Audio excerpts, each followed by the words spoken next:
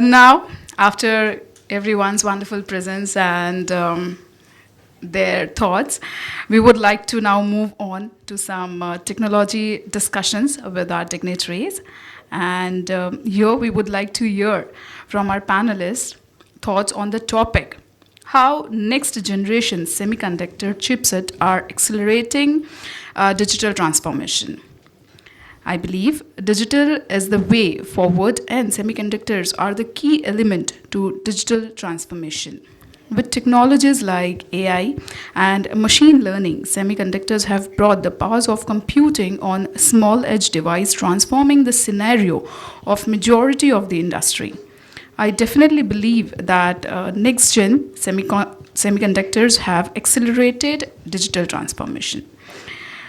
So we have few questions as well on this topic, and few are being received from our audience and employees end as well. So hereby, right now, would like to take up this wonderful questions. So firstly, would like to seek the permission from our panelists that are we ready for the, yeah, great, sir. So shall we take the first question, sir? Sure. Okay.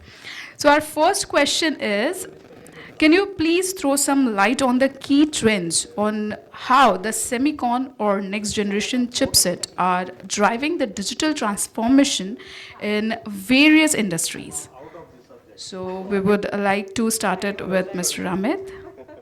I think, as I said very briefly earlier, semiconductor is the kind of a brain or fuel for everything what we are seeing, and and the post-COVID, there is tremendous change that has happened over the last 2 years. We are right now in a connected world. Everything is connected. It's a digital world, correct? Where physical and digital are meeting now. And that's the way we will kind of and continue to work in the future. The number of I'm throwing one stats. I know generally in these discussions we keep talking about stats, but in 2020 we were talking about 30 billion devices, connected devices, and in the next 5 years only we are talking about 300 billion devices. So that's a major transformation that we are seeing, and it is happening across the industries. It is not just we are talking about one industry which it happens, right? Whether we talk about manufacturing or electronic segment or even healthcare, every day we are seeing new use cases coming in these industries which will need the more and more connected devices to kind of and come in. In the like even the healthcare, we are talking about so much of a remote monitoring which is happening. Wearables in the healthcare industry has increased tremendously. If you see what we used to have earlier, few years back, and now the number of wearables, it's kind of an exponentially it has increased. Right?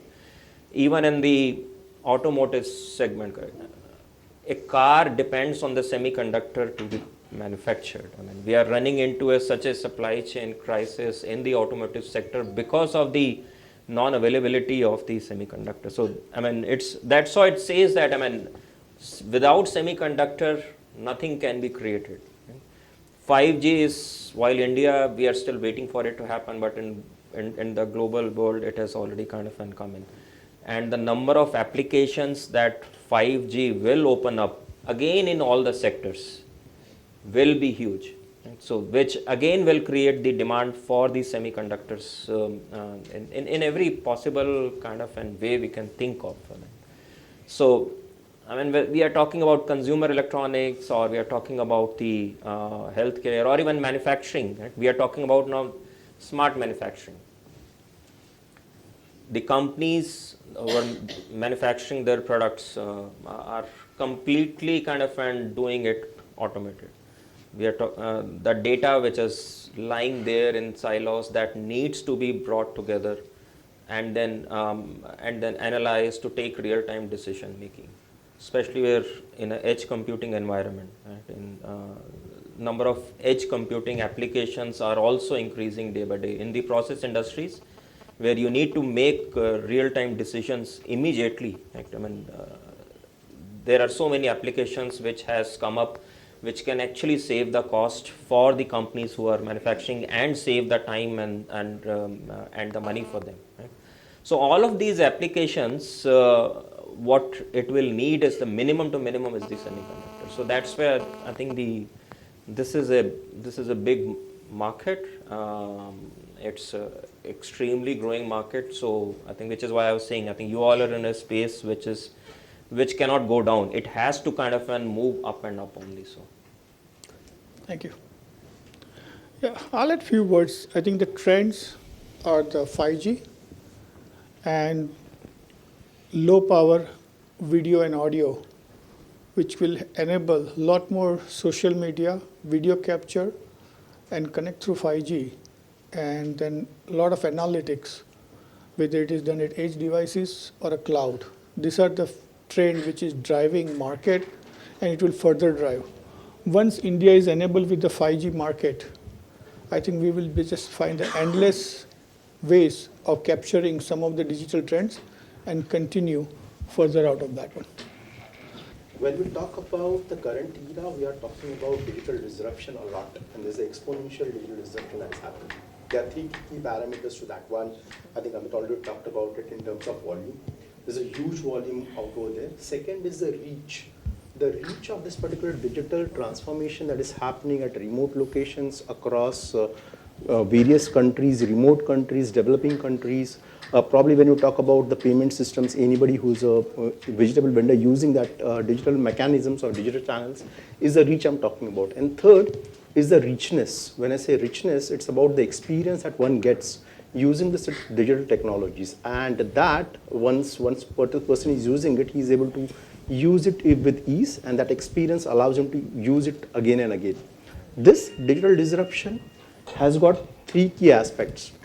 When we talk about these three aspects, I'm talking about the computation power. I'm talking about probably the way the experience is coming out of it. And third is the information. When talking about the computation power, we have data centers, we have GPUs, we have TPUs, we have edge analytics, we have more and more computation power happening at the edge or on the cloud. The second is the information. When we're talking about information, it's about data. And we're talking about data analytics, we're talking about data crunching, we're talking about data modeling, we're talking about inference from that data to come out value using AI, machine learning, and other aspects of it. And third is the experience, where people are expecting at a personal level lot many things coming out, which is your VR technologies or your virtual technologies using AR, VR, wearables, and others. While these things are coming in from a digital standpoint, the semiconductor industry is actually making chipsets for these particular areas. The computations that are happening either on the edge analytics or on the cloud or using data centers, I think companies like Intel and other semiconductor companies are coming with chipsets from low power to a high computing environment with FPGAs and others. I think that allows us to have the digital disruption going on. So I believe that digital disruption as well as the semiconductor companies are working hand in hand with a lot of things coming in various industries like industrial automations, smart cities, digital technologies in variables and consumer products, which I think has been key. And therefore, I believe that both of them are working hand in hand in bringing the digital space to our life and probably bringing a new norm in the lifestyle. Thank you for sharing your acknowledgements, gentlemen. And now moving ahead to the next question. This is audience choice question. The question is, Softnotics has constantly been adaptive to new technologies. Can you talk about how Softnotics will evolve in line with this new tech era of digital transformation? So I would like to hear it from first Rajesh sir and then Vishal sir. Sure. I think we have been always trying to push technology and work on the new technology. When the noise cancellation came, we were there to pioneer using the audience and proliferate the chipset. When mesh Wi-Fi came, or currently the trend of ML AI and leverage of FPGA for the inferences market and all that. So we are constantly, of course, in USB 3.2 and USB retimer, some of the geek words, but these are the forefront of the technology, and we are continuing to work on that. and companies are relying and happy to use on that one. I've got a one word which is very encouraging. Cisco has licensed our security software tools and IP, and they taped out. And in the tape out, the senior VP said that only vendor we wasted the support money was Softnotics because we just had one question. And that's a very powerful statement coming from Cisco as a customer. So continue on the same front, work, and we will keep leveraging new technology all the time. Absolutely. Absolutely. I think Rajesh summed it very well, but I'll probably add a couple of more areas in terms of what we do on the digital side.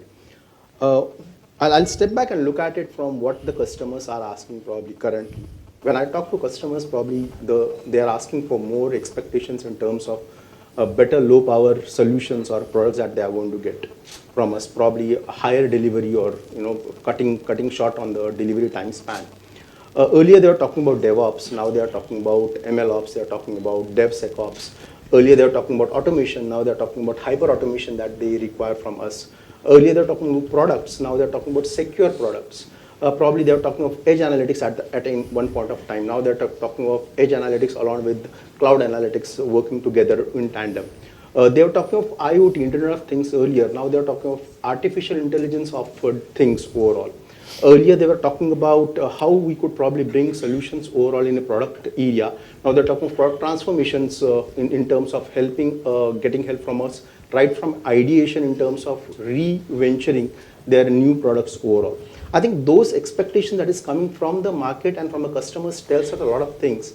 How we are able to deliver. They build the trust that is built on us echoes when we talk to them in their feedback system or as well as when we talk to them. We as Softnotics has got core capabilities on the VLS side as well as system software development. And we're talking system software development, we include embedded systems, we include the digital part of it, which includes IoT, cloud, VR, AR. We also have an automations which includes DevOps, MLOps, DevSecOps and others, which are key core capabilities that Softnotics bring to the table in terms of offerings and services. In fact, when we talk about digital transformation per se, we have worked with clients in terms of bringing their industrial automation solutions to the market, where we are working with them in the IT-OT fusion altogether with robotic arms solutions or probably working predictive maintenance. We have enabled solutions in the digital space for smart cities, including digital signages, probably working on a couple of areas in security surveillances. We have enabled solutions like face mask detection, social distancing in the pandemic areas. We have worked in the home automation areas. We have worked on consumer products overall in terms of enabling the viewer technologies and others. I think these key capabilities that were built in an end-to-end platform, giving out solutions to the client, builds the trust that they have. And I think we are a little bit ahead in terms of digital transformation stories that we could tell to the customers overall. Thank you.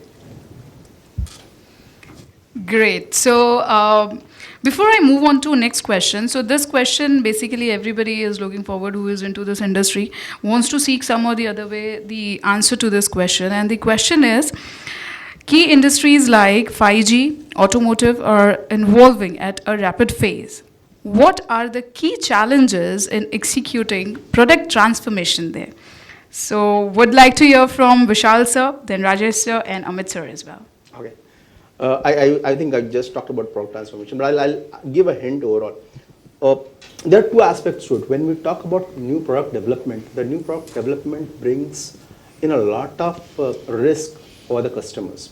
Because you don't own the market, you want to probably work with the market in terms of building what the new product is all about, building the features out over there and getting to the market. There's a huge risk, there's a huge investment out over there. Whereas when we talk of product transformation per se, they are probably working on environment where they want to extend the current product that they have, which makes one part clear to them that they know their target market by default. When we talk about hyper personalization from the customer standpoint, they are working on enhancing the product in terms of enabling the experience of the customers that they're targeting, or probably having better operational aspects of it, or the better functional aspect of it, probably making more secure product for their customers overall. I think beyond that, when we talk to the customer, we feel that they are bringing us in in terms of looking at the product, in terms of either reimagining the product, what it is all about, refocusing on that particular product overall, and understanding what they could probably add in terms of digitizing and giving back to their market overall, in terms of bringing value to the customer, in terms of bringing in edge in the market competitiveness, and also enhancing the customer experience. I think that allows them to add a little bit of ROI and also extend the life cycle of their current products. This, I think, has been key overall, and the trend is to probably look at the current market and competitiveness along with the current products that they have, which can be digitized overall and given to the market. I think that we have been working with client in the design thinking phases in terms of ideating what can be done and understanding the earlier products and bringing the new products to the market. I think that is going to be a key trend, and that's helping the customers across various industries. Do you want to take next? Or do you want me to? Sure. No, I think Shal has already covered a lot. So I will maybe just say 2 or maybe 3 things. First one, I think while we are talking about semiconductor as an industry is transforming the whole world and then digitizing the whole world.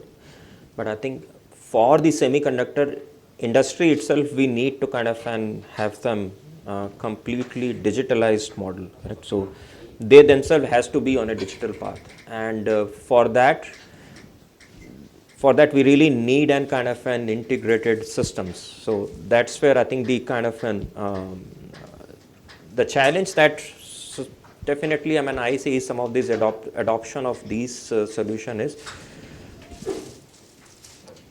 a lot of large companies basically will have these integrated systems, but still we have a lot of places where we have the small setup and the fabs setups are there.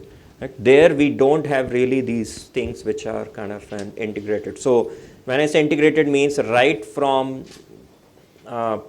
supply chain to a product design to product manufacture, then to we are talking about the quality part of it, inventory management. There are a lot of functions which are there which still kind of at some places sits in silos. So the effectiveness of these solutions that we give them will depend upon how integrated the whole system is, and I think that's the first thing I'll say. Second thing is there is a trend now of minimalistic coding. I'm sure you would have kind of heard of. Not everyone writes to just kind of keep code. I think that's where also, if I was talking about the skills earlier, correct? That's the other part of it. How do you create solution or a products or services where you just kind of pick and choose, pick and drop, and then kind of in a matter of a time you have your product or a solution ready. So the way we design our kind of offerings to the companies, I think the minimalistic coding, if we can provide, I think that could be a big booster to them basically adopting these kind of solutions. And the third thing I'll say, maybe in terms of challenge in the adoption, is the amount of the pace at which the things are changing. Right? What you have right now will not be there after 5 years. So everyone needs to be kind of updated themselves on these technologies, on these solutions part of it. Right? So while we are talking about everyone needs to keep upgrading, but still that's still not there in every organization. So some places you will find that level of a challenge, that moving, continuous upgrading, it is not happening. Some place of time you will find that the companies have a legacy systems which are with them, and then changing them, it is not easy. If you are setting up new things, it is much simpler than versus upgrading the existing systems. Right? So that's the other challenge which comes up while you are talking about these kind of product adoptions on their organization. So while design the solutions, I think that definitely also needs to be considered, like for the companies who have some way of doing it, how comfortable will they be in using these solutions which we are offering to them in future. Right? So I think these are some of these challenges. If we take care, definitely we can increase the adoption of these solutions. Cool. Yeah, I mean, I think I'll just add what Amit said, and Vishal and Amit was right. Minimalistic code. I think software is a bigger challenge in making this technology adapted and make it work in the industry faster. So software integrated in the end customer device and rolled out faster is where a semiconductor industry needs to focus more and more and cut down that time. I think then it will accelerate even 2 to 3-fold than what we are right now. Thank you. So now taking up the next question, which is again audience choice question. So the question goes, how companies like Softnotics help in accelerating digital transformation or product transformation? Again, would like to initiate it with Vishal sir, Rajesh sir, and Amit sir, three of you. Okay, I think I did touch on a couple of areas in digital transformation in my earlier answer. But I'll get back to product transformation in more detail as of now. I think when we talk about product transformation, Amit mentioned about minimalistic coding. So I'll give a couple of examples in terms of how we are enabling the customers in this particular space. We are working with the customer in terms of working on a framework, which is a solution which was probably acknowledged in terms of adding a couple of modules working together and probably giving out to their end clients. But we have now moved that into a product transformation which allows to have minimalistic code or no code. We started with the no code mechanisms to build an entire framework in machine learning areas, from taking a model to a deployment with Kubernetes. I think that's one of the big transformation stories that we could actually talk about. Second thing that we mentioned about is the legacy aspect. We want to probably bring in a legacy device and probably digitize that. So we have worked on a gauge meter, just to give an example, in industrial automation area, which allows us, it's a legacy analog gauge meter. Using vision technologies, we have been able to convert them into digitization and use that as part of hazardous environment, which gives out alerts in terms of making sure that it is safe and sound in an industrial area. We are working with another customers in the industrial automation areas in IoT 5.0, where we are enabling the robotic arms of that particular area from monitoring standpoint. So a supervisor on that particular smart factory will be in position to monitor the robotic arms on his mobile phone overall. He will be in position to understand the integrities of that, also allow for predictive maintenance coming together. And on top of that, he's able to have an asset management. I think that's a good product story from digital transformation and product transformation that we're talking about. We have enabled some of the AR, VR technologies working together and enabled them to move from one of the product to a gaming zone overall. So the same product would be, which was used for just consumer electronics, now is used as a gaming area for AR, VR gadgets. We are working with wearable devices in terms of allowing more and more features to be added overall in terms of health monitoring systems. I think those are a couple of stories which probably are enabling key aspects of what we have been doing and transforming some of the key technologies working together and bringing the product out together. We have recently worked on one of the digital transformation areas in the smart city, where we have enabled the digital kiosks to not only use work on the digital kiosks as a digital kiosk, but also enabling the marketing guys to know the gender, the age, the head count and other aspects, moving together overall in bringing the aspects where it works as a holistic picture in the smart city mechanisms. I think those stories bring together, and when we talk to the customers, I think the expectations are more in terms of bringing the product along with lower power, better optimized stuff, better performance, enhanced experience for their clients with functionality and other things, with VUI and other things overall. So I think that is the stories that we are working with clients overall, and we are in extremely sweet spot in the digital transformation and product transformation areas for our clients. Sure. I will say making a solution, our engineers are good when we work on new technology. So the way to make things happen, even when we throw new technology, you guys have done wonder. We need a more solution architect who can help to craft the solution for customer and then leverage our expertise rather than customer coming to us that, hey, can you guys do that? And our adoption or our knowledge to take to industry will be much faster.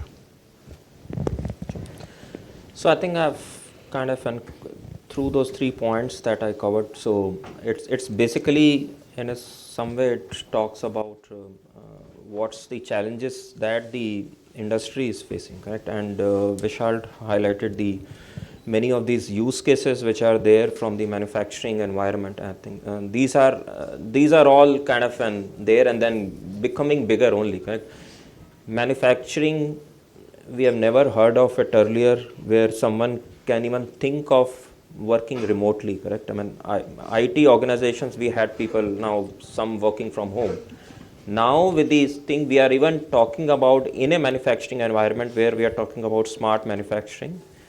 There are certain people who need not be at the work site. So the great example he talked about the AR and VR solutions which really can enable it.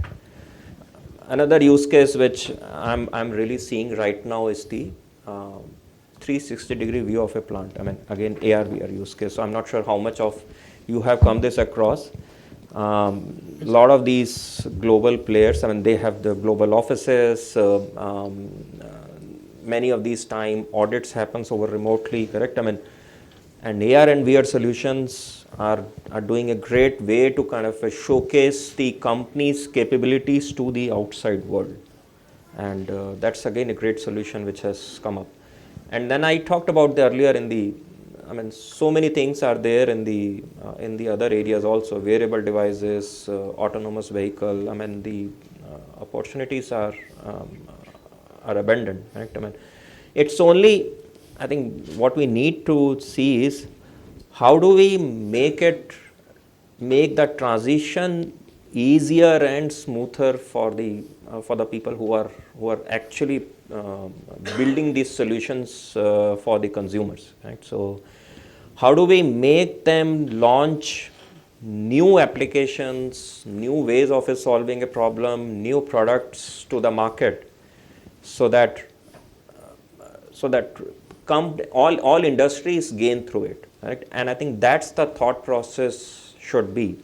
These challenges will always be there. I mean, what do we do to make the transition smoother and drive innovations within those companies? So to drive those innovations within those companies, I think within you will have to first innovate. So innovate to help them innovate, and that's the way I think you need to think through it. So Thank you. Great. So this will be our last question, but again, as being into this industry, it can't be the least question. So what advice would you give to people who are just starting their careers in the VLSI and embedded software industry? Let me take this one. Absolutely, sir. So we come from VLSI. I have my friend Deepal Mehta also, and my roommate. He's a VLSI guy. Shailu also is there. Shailu has sold his company and joined to Google. I'll give an example of a Google. Google is a social media and a search company.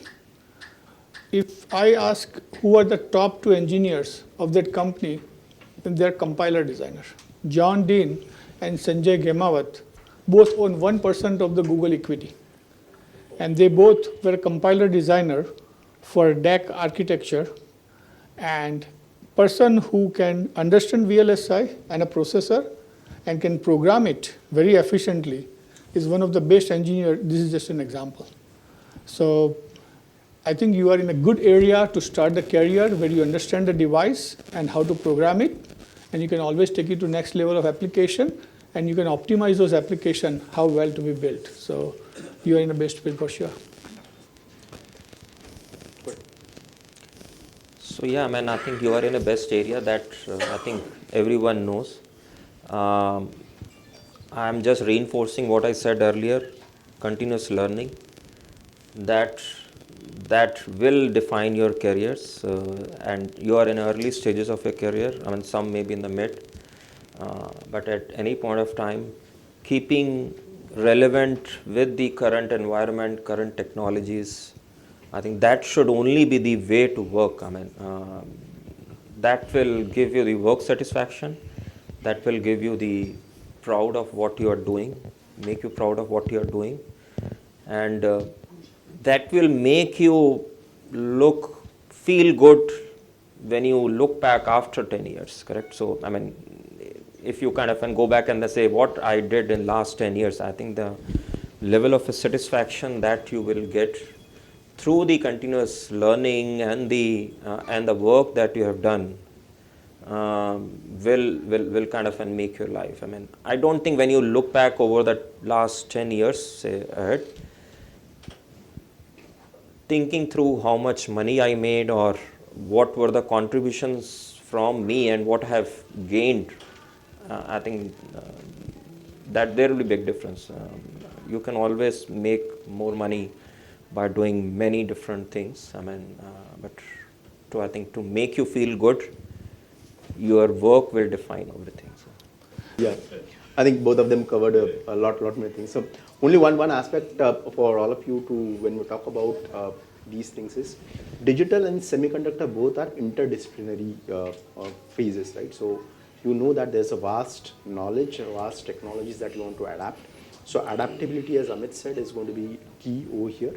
And second, from advice standpoint, I'll repeat what Amit actually mentioned. Do have your short-term and long-term goals, but focus more on your long-term goals. That will bring in marvelous impacts in terms of your learning capabilities and innovation that you have. Enjoy the journey, be blissful, and move forward. I think that's all. Thank you.